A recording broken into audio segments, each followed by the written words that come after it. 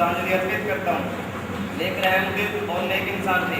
उन्होंने अपना फिल्मी कैरियर 1940 के दशक में शुरू किया था।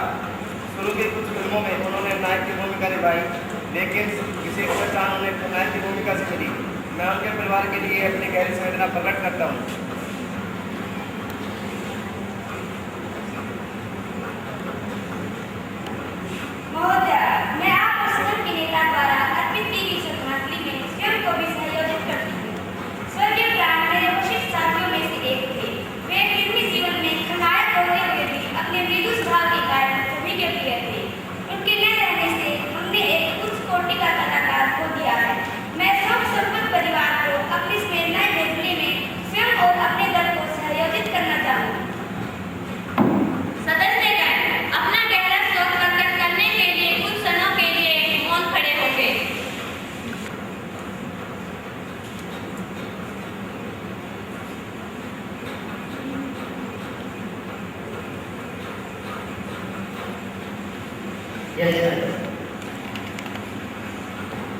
प्रधानमंत्री ने मंत्रियों का परिचय कराएंगे।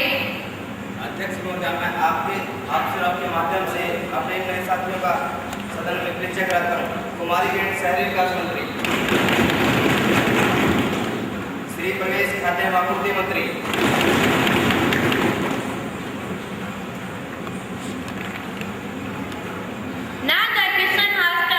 Question number 103, honourable leader of असन मिस करवेट प्लीज।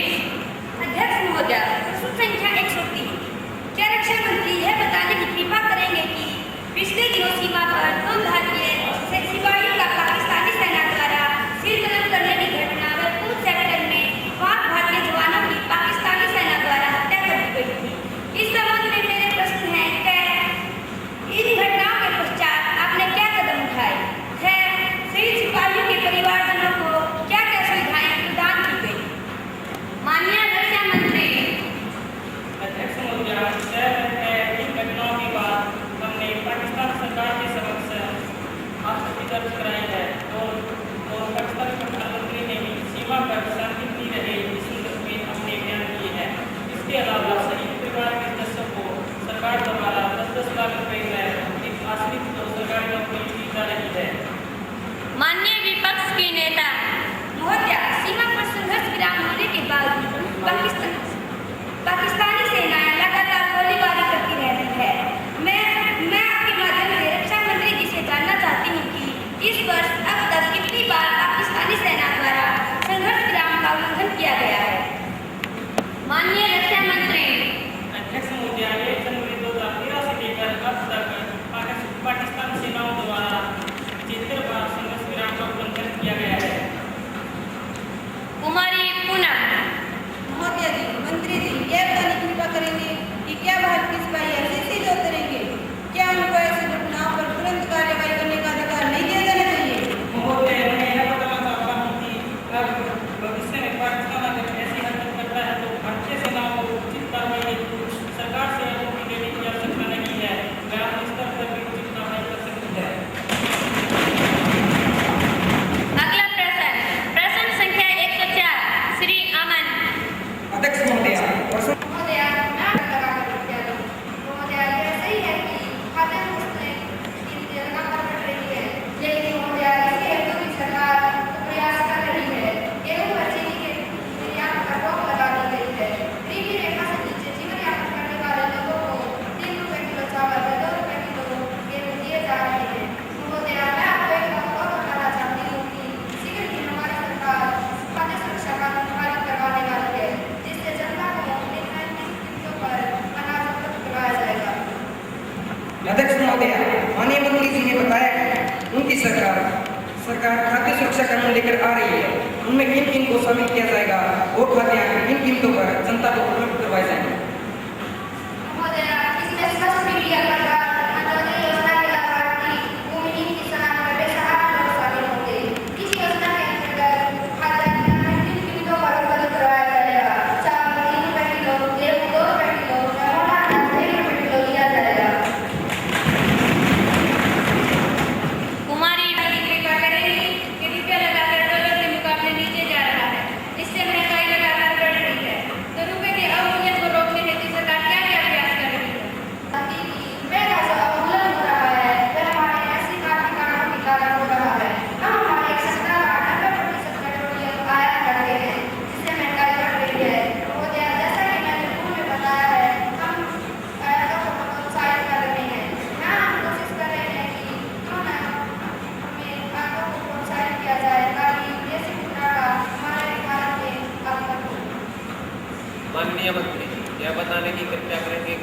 हमारा विदेशी मुद्रा भंडार हमारी आवश्यकताओं को पूरा करने हेतु पर्याप्त है, क्योंकि मीडिया में खबरें आ रही है कि हमारे विदेशी मुद्रा भंडार की हालत 1990 जैसे होने वाली है।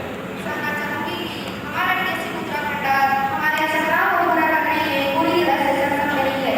वर्तमान में हमारा विदेशी मुद्रा भंडार 280 अरब डॉलर है। इसके अलावा हम किसी भी आर्थिक स्थिति का सामना करने में पूरी तरह से सक्षम हैं। अगला प्रश्न संख्या 105 कुमारी रीना। मान्य सदस्य अनुपस्थित है। अगला प्रश्न संख्या 106 श्री स्वराजपाल।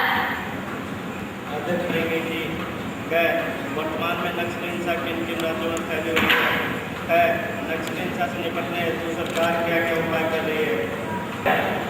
वर्तमान में भारत के अनेक इलाकों में नक्सलवाद फैला हुआ है। उनमें पश्चिम बंगाल, बिहार, झारखंड, महाराष्ट्र, मध्य प्रदेश, छत्तीसगढ़, तमिलनाडु, उड़ीसा, आंध्र प्रदेश, पूर्वी उत्तर प्रदेश आदि पर सरकार नक्सली समस्या से निपटने हेतु निम्नलिखित प्रयास कर रही है। एक पुलिस बलों व केंद्रीय बलों का आधुनिकीकरण, जिसमें उन्हें स्वचालित हथियार दिए जा रहे ताकि वे उनका मुकाबला कर सकें। दो, चूंकि नक्सली अधिकांश है आदिवासी जनजातीय लोग हैं, अतः सरकार उनके कल्याण हेतु विभिन्न सामाजिक योजनाओं को संचालित कर रही है, जिसमें रोशनी योजना प्रमुख है। इसके अलावा जो दूसरे समाज की मुख्य धारा में वापस शामिल होना चाहते हैं, उन्हें विशेष सुविधाएं सरकार द्वारा प्रदान की जा रही है। मैं आपके माध्यम से माननीय मंत्री जी से जानना चाहूँगा कि रोशनी योजना क्या है। अध्यक्ष महोदय, मैं बताना चाहूँगा कि नक्सली हिंसा से ग्रसित जिलों में युवाओं को रोजगार प्रदान करने के उद्देश्य से एक रोजगार की कौशल विकास योजना रोशनी की शुरुआत ग्रामीण विकास मंत्रालय द्वारा जून 2013 में की गई है। नक्सल प्रभावित 24 जिलों में 3 वर्ष के लिए लागू की गई इस योजना के तहत 50,000 युवाओं को कौशल दक्षता प्रदान कर रोजगार उपलब्ध कराने का लक्ष्य है। योजना के लाभार्थियों में कम से कम 50% महिलाएं होंगी तथा जनजातीय जनसंख्या को भी प्राथमिकता दी जाएगी। कुमारी नीतू। अध्यक्ष महोदय, मैं माननीय मंत्री जी से जानना चाहती हूँ कि जो आदिवासी लोग जल, जमीन और वनों को अपने प्राणों से ज्यादा चाहते हैं, उन्हें कोयला खनन माफियाओं द्वारा अपनी ही जमीन से बेदखल किया जा रहा है। क्या नक्सलवाद करने का यह प्रमुख कारण में से एक नहीं है? माननीय सदस्य महोदय को मैं बताना चाहता हूँ कि जहाँ पर बहुत लोग आमंत्रित किए जाते हैं, वहाँ के आदिवासियों को अन्य जगह स्थापित कर उनको रोजगार में रहने की समुचित व्यवस्था सरकार द्वारा की जा रही है, ताकि दूसरे वरिष्ठ परिवार को कोई समस्या न हो। Now question Haris Agar. No more supplementary please. Honorable Madam, a serious breach of federal salary committed by the leading personal rights in the law, while emanating from the recommendation of the Public Accounts Committee. The newspaper had repeated dishonest motives, and I request you to allow me to raise a question on that matter now. Honorable Member Ms. Renu, have you given a notice of it earlier? You may give the notice along with a copy of newspaper cutting and I shall consider it. You cannot spring a surprise on me like this. Honorable Madam, I have already given a notice of it at that time today. Honorable Member Ms. Renu, it will be examined when it comes to me. I shall consider it and let you know my decision. Now papers to be laid on the table.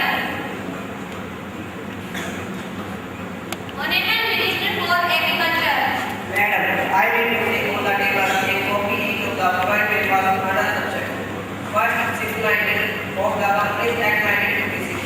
First, by the government on the working of the State Corporation of India Limited, New Delhi for the year 2012 and 13.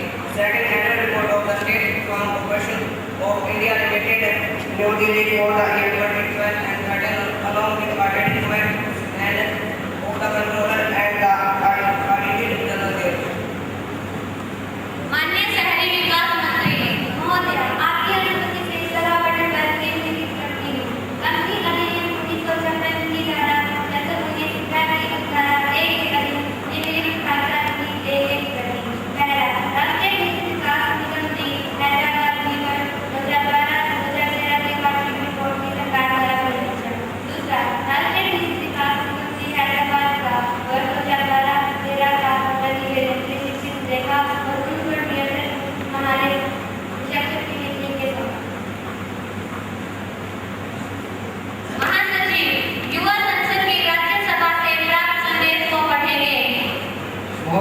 मुझे युवा संसद की राज्यसभा के महासचिव से प्राप्त विभिन्न संदेश की सूचना देनी है।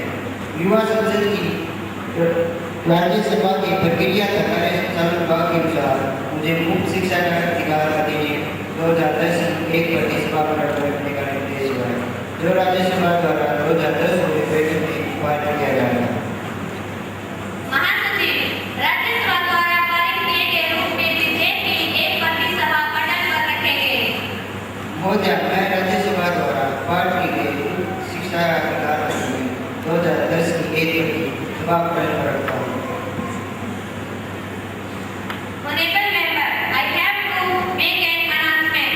On behalf of the honorable member of the House, I have great pleasure in extending our warm welcome to His Excellency Mr. Mohammad Hussain, Speaker of the Afghan Parliament, and the honorable members of the Afghan parliamentary delegation who are on a visit to India as our honored guests.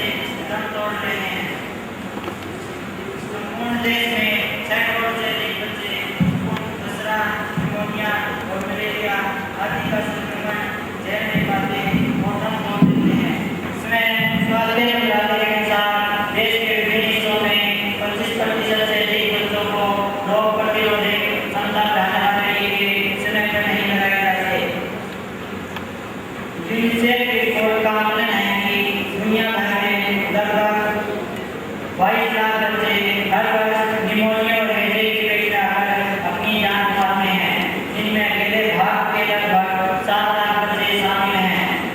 इस संबंध में